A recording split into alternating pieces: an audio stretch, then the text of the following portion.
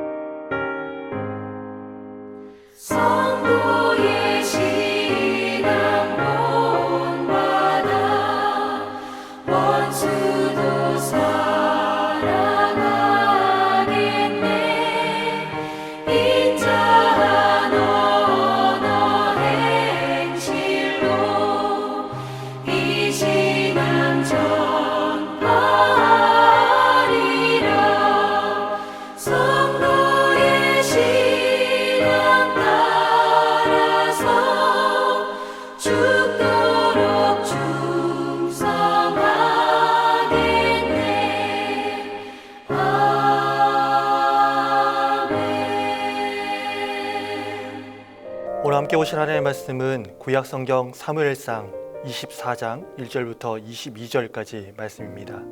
구약 449쪽에 있습니다. 본문 중에 1절부터 7절까지만 제가 봉독해 드리겠습니다. 사울이 블레셋 사람을 쫓다가 돌아오매 어떤 사람이 그에게 말하여 이르되 보소서 다윗이 엔게디 광야에 있더이다 하니 사울이 온 이스라엘에서 택한 사람 3,000명을 거느리고 다윗과 그의 사람들을 찾으러 들염소 바위로 갈새 길가 양에 우리에 이른즉 굴이 있는지라 사울이 뒤를 보러 들어가니라 다윗과 그의 사람들이 그 굴 깊은 곳에 있더니 다윗의 사람들이 이르되 보소서 여호와께서 당신에게 이르시기를 내가 원수를 내 손에 넘기리니 내 생각에 좋은 대로 그에게 행하라 하시더니 이것이 그날이니라 하니 다윗이 일어나서 사울의 겉옷 자락을 가만히 베니라. 그리한 후에 사울의 옷자락 뱀으로 말미암아 다윗의 마음이 찔려 자기 사람들에게 이르되 내가 손을 들어 여호와의 기름 부음을 받은 내 주를 치는 것은 여호와께서 금하시는 것이니 그는 여호와의 기름 부음을 받은 자가 됨이니이다 하고 다윗이 이 말로 자기 사람들을 금하여 사울을 해하지 못하게 하니라. 사울이 일어나 굴에서 나가 자기 길로 가니라.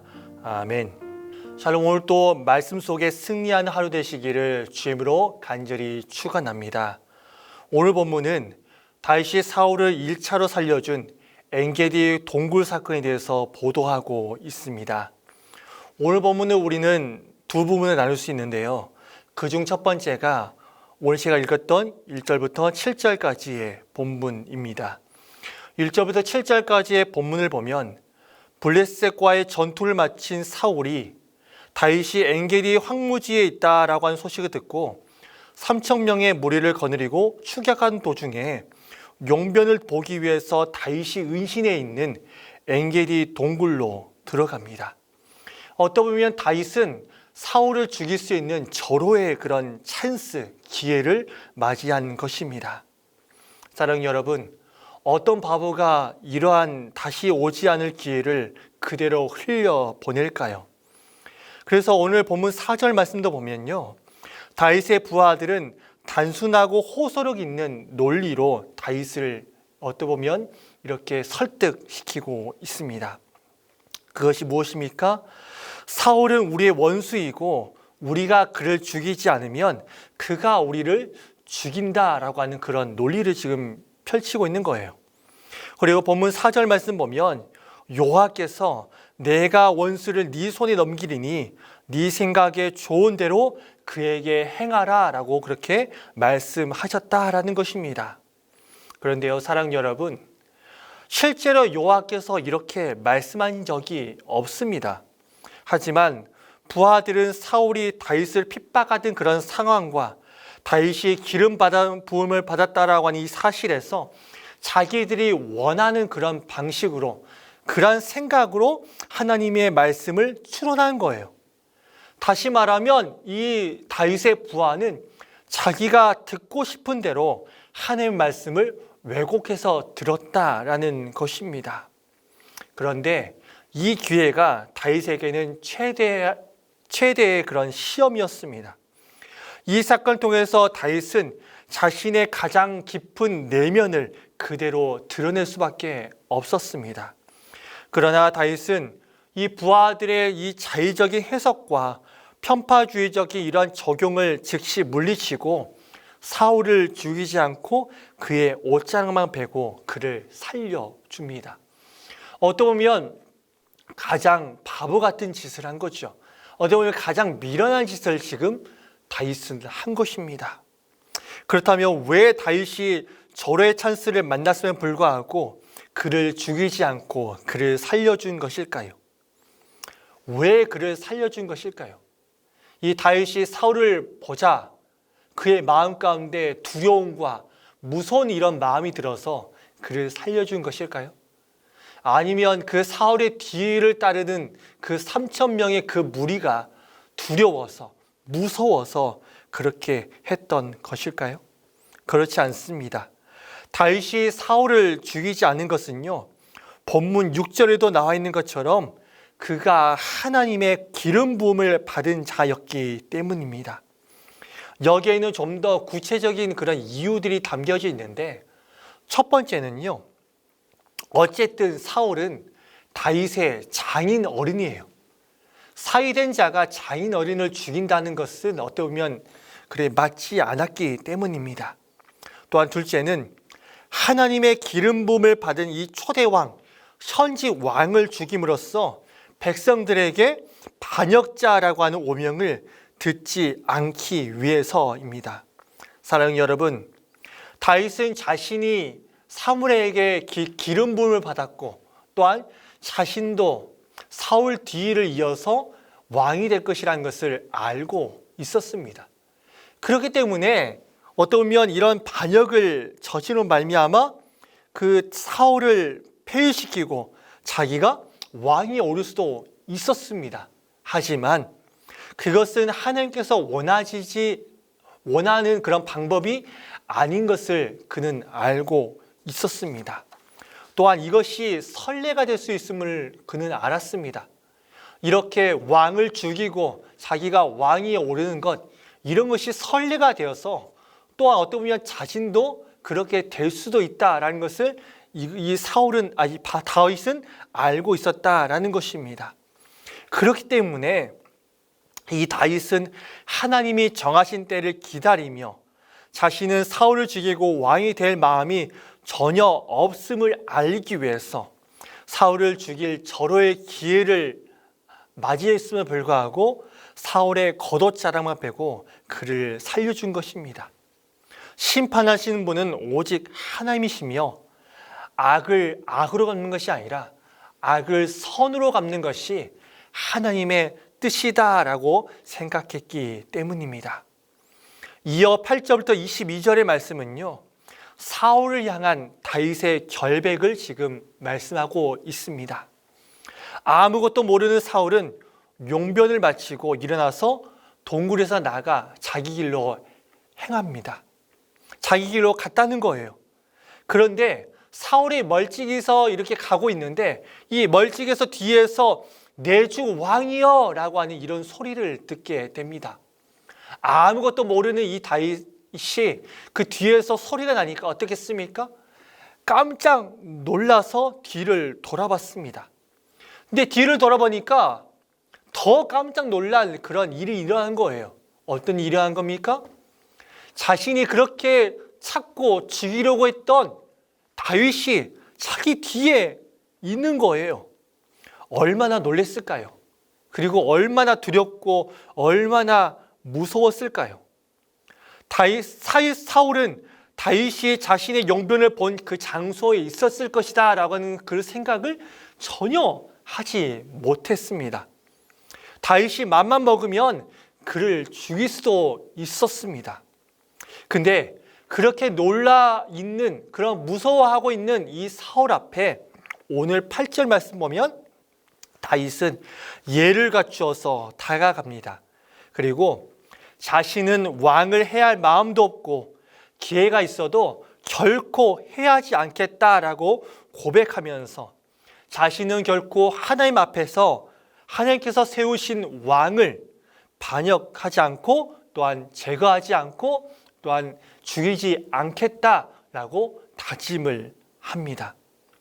또한 이어서 12절부터 15절의 말씀을 보면 다윗은 결단코 사울 왕을 해하지 않겠다라고 거듭 약속하면서 사울 왕이 자신을 추격하는 것은 결코 무가치한 일이다라고 말하고 있습니다. 걱정 말라는 것입니다. 당신을 죽일 일도 없고 당신의 신변에 해를 가할 일도 없을 것이다 라고 하면서 사울을 안심시키고 있는 것입니다. 그리고 16절부터 22절 말씀을 보면 다윗의 이 말을 들은 사울은 자신의 학대에도 불구하고 자신을 살려준 이 다윗의 의로움을 인정하고 있습니다. 또한 다윗이 왕이 될 것이다 라고 그렇게 말하고 있습니다.